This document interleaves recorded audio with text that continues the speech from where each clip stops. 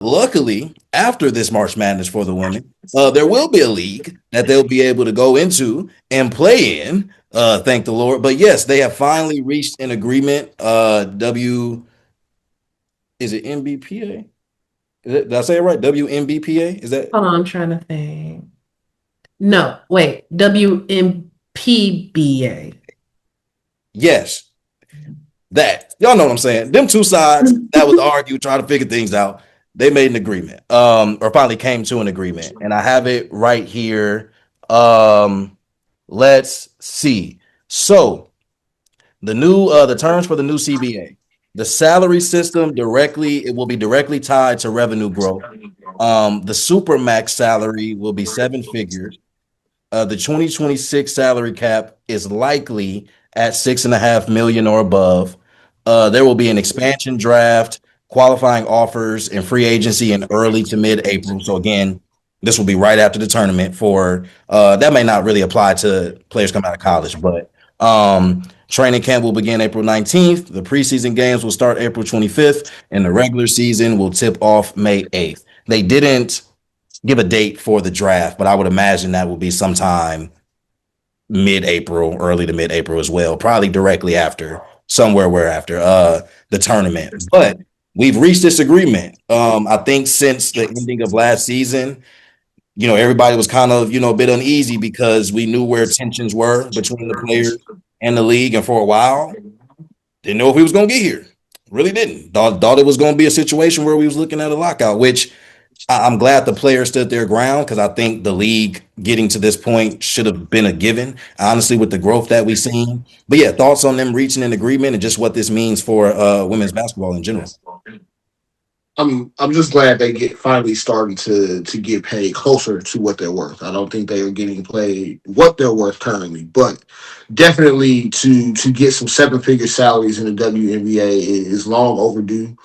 Um, I think that if there is any one thing missing for me, and I hate to immediately jump to like negative connotation here, but I do wish they would have tinkered with the schedule a little bit more in the Yes. sense that I think it's really hard for the young ladies who go from playing college ball, they get drafted, to go from basically playing in the tournament to like a week later going to training camp. It's kind of crazy when you think It's about it. insane. So I wish they would have tinkered with that a little bit more, but also something very underrated that I'm sure we didn't get to, but we'll get to. Very underrated term there, but having to ask a player who is pregnant for consent to trade them, Yes. think that is a major part of the agreement because what most men don't understand. Very hard to uproot your life as a pregnant woman and go to another city where you probably are not dealing with the same doctor, same level of care. And that's something that is very huge for them moving forward because we have seen, in the Erica Hamby's extreme case, that things can go very much sideways when players are pregnant and having to get, moved as though their circumstances are the same as everybody else. So definitely wanted to shout out the ladies in the W for negotiating that specific term right there. Yeah. Super. That was a big one for me too. I loved seeing that. Um, and I'm just happy that the ladies are starting to get their just due. I really am. From a selfish standpoint, I wanted a season, but being a fan of like these women on and off the court and what they truly bring, it's nice to see them stand for something and get what they know that they could have gotten all along. Like I do think even with the agreement, I don't know, Kathy, your seat might be a little hot, Like, but yeah, shout out to NECA, the president of the Players Association. Shout out to Nafisa, as well as Kelsey Plum. Like just hearing their voices and seeing them fight for something like that meant a lot too, even outside of the game of basketball. for sure. Gail, this is your moment. We respected women. No, truly. The fact that this truly is a bare minimum thing that yes, we applaud it because it's deserved, but and the conversation has been being had for some time, right? So this isn't new and just to this particular CBA agreement, but I do think it's interesting when we and Josh, I think you said it really well, that they are closer to what they deserve, and I think the conversation that is coming from a relatively ignorant place is that the assumption from those that just aren't using all the brain cells is that people are trying to make the argument that the women should get paid as much as the men. And really, regardless of where you stand on that specifically, I don't think it's about equality from the standpoint of those numbers being the same, especially if it's based off of league revenue, because that's completely different. But there's a there's a handful of players, a couple handful of players in the W that easily deserve to be getting seven figures. Like not a Easy. question in the world. Easily deserve it. So the fact that they've had to been fighting to get a seven-figure salary in a profession that's known to just throw seven-figure salaries, even the bare minimum of just like a million out there.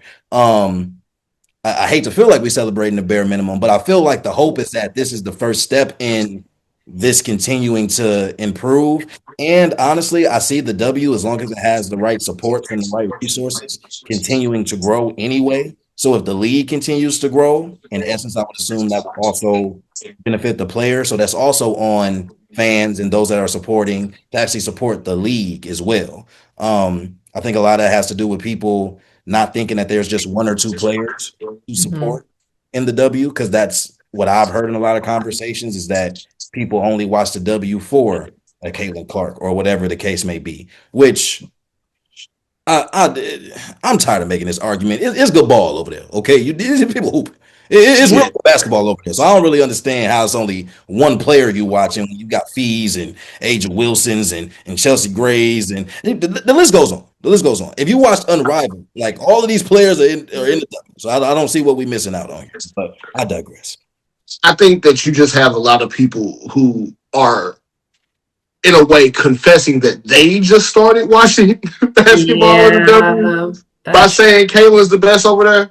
Because, and I hate to be the person to do this, because Caitlin Clark is an exceptional player. I want to start by that because, the non-skin folk of ours will come out in droves to protect their chosen one. But um, let's be honest, Caitlin Clark ain't even like, she's not even in the realm of like top 5, top 10 people at like her position all time W wise. Like, Yeah. and again, she's an outstanding player for what she's able to do talent wise.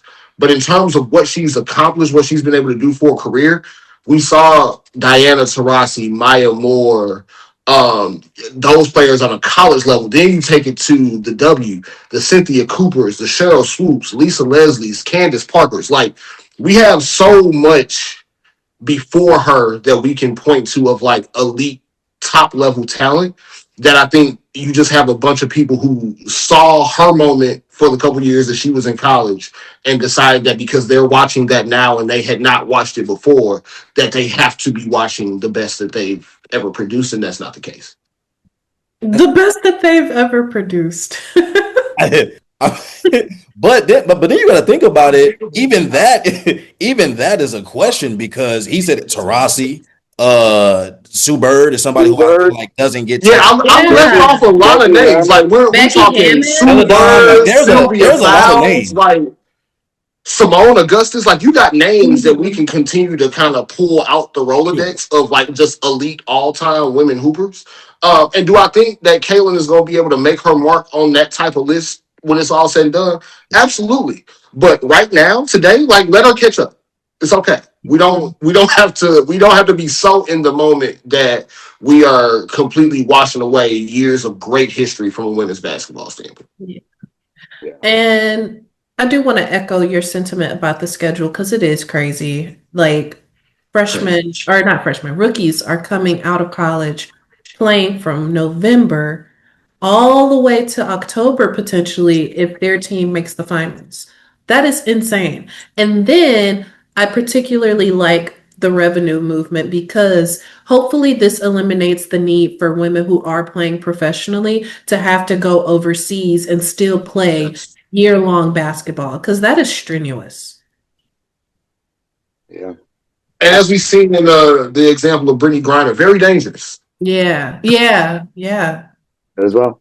Yeah, so shout out to Unrivaled too, because not only is it condensed, but it also keeps our players here. That's a great Yep. point as well. I just have to look it up because we were talking about scheduling. So as of right now, and at least what it will be in this next season, the regular season is 44 games. So there is a plan to expand that to 50 games in 2027 and potentially 52 games by 2029. So decent number of games. But when you're thinking about a 5-month span, I I don't feel like doing that quick math right now. Still very condensed, right? Still very short. Yes. And I guess they try to do that to sandwich it potentially into a spot where what they'd only be really competing with baseball and maybe like the first quarter of the NFL season. So you're giving them enough time to maybe have their shine and then you're not interfering with the NBA season. But I say all of that to say, I think you give the W a chance to show that regardless of what its timeline is, like that people are going to watch. I don't necessarily think less people will watch because the NFL has started or because the NBA has started. And that might be more so to the point of those being closer to the end of the season.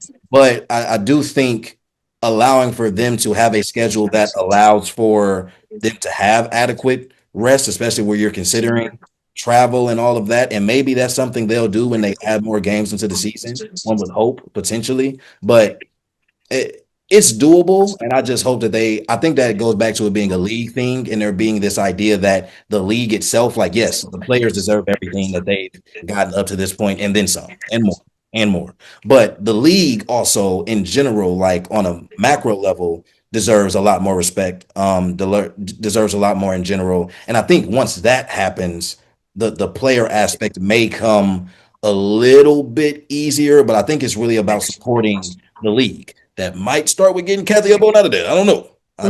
I see. That's where I was gonna go. I look at this point. To me, just again, getting into the mode of being the WNBA's commissioner, right?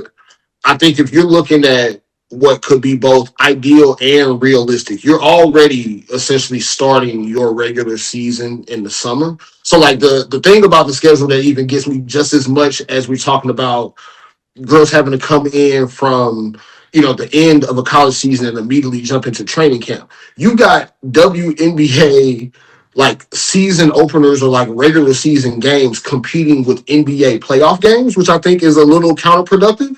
Very. Because you are essentially that those audiences overlap. Like every metric that you can find is going to tell you that NBA fans more than not are going to also watch the W. So, to me, the easy fix to that is y'all pick up the regular season the minute the NBA finals are done. Right after. Basketball continues. And then also, I don't like how W finals games will be on an NFL Sunday. Yeah, that's We just ran into this past year as well. Exactly. So it's like, do better at also scheduling when your national televised games are, and then you'll also see more success. And like you said, Josh, it does feel counterproductive, but even her hesitancy to come to an agreement felt counterproductive. And it's like, well, why are you hindering the same league that lines your pockets as well? I don't know. I don't. Because she only care about them pockets. She don't care about the league. And I'm just kind of shooting the breeze here. I don't know that to be true. That's just what the evidence says up to this point. But I do think if we saw a person in that seat that truly cared for the league, like talk about David Stern all you want, talk about Silver all you want, and talk about how you feel about their decisions. But it's clear that they're thinking about the league. Now they may not be thinking about fans, which sucks, but they are thinking about the league. And I don't think you get too upset at the commissioner of a league putting what's best for the league at the forefront, right? Like something's going to have to be sacrificed, but the league shouldn't. So in that regard, the commissioner of this league shouldn't be shouldn't be getting in the way or shouldn't be counterproductive to the league's success. But it feels like that's what we've seen in tandem with the rise in popularity of women's basketball in the league in and of itself, which is just a crazy oxymoron in and of itself to begin with. But yeah, excited to see where the WNBA goes from here. And I think all the things that we talked about are a conversation. Hell, maybe another CBA away from being the case to begin with. But a lot of it is fixable, right? Like if we're talking about national TV scheduling, if we're talking about just placing the league in a position to be viewed by the audience that is there and potentially gain new ones, it's just a little bit more moving around. But that's still best for the league. That's still ultimately going to be best for players, especially when you talk about those rookies transitioning. So I don't think we're that far away. Yeah, get Kathy up on out of there. I think we're gonna see a lot. Then we're gonna see a lot. Get Kathy up on out of Yeah, Kathy got to go. there. Kathy got to go. Kathy got to get up out of there, man. Because I'm just thinking like it's such an easy fix that there's almost no excuse for why you haven't done it yet. Exactly. Yep. And Yeah. once you've gotten to that point, like you can use that as just a guide for any job in sports, whether it's a coach, GM, commissioner, what have you. If you have fans of your sport, your team, your players putting together solutions that you could have put into place as many as 5-10 years ago, why you have a job still? If we can clearly do your job for you, your job should not be safe. Hey, look, people done got fired for less. For less. People done got fired for way less. Okay, Craig got fired on his day off. So I'm not understanding why Kathy can't get fired and she not doing the job responsibility. They are on Adam Silver's top every year from October to December when we know we not watching them as much as we watching the NFL. And y'all not on Kathy because she is out here competing with the NFL during playoffs. Oh, come on, man. Come on, man. I know it's Women's History Month. I know it's Women's Appreciation Month. So I hate to be bashing a woman, although not. Hey, Not bad. it is fair to question this one woman. This has let's put the disclaimer out here. Our questioning of Kathy Engelbert has no direct reflection on our thoughts as a whole about women. We love women, specifically and most importantly, Black women, but love women nonetheless. Kathy Engelbert, our thoughts on you do not reflect our thoughts on women as a whole. And I'll say this too. Shout out to the wonderful lady on TikTok. There was a video of a woman doing something that wasn't as smart as the best decision would be. And the comment was, "This is why I don't support all women. Sometimes women can be a little bird brainish. And while we want our women to come to the light as fellow women, we have to let our women know when they have bird activity going on. And so it's okay to call them out. It is." Man, that's accountability right there. I'm just saying. Exactly. That's it.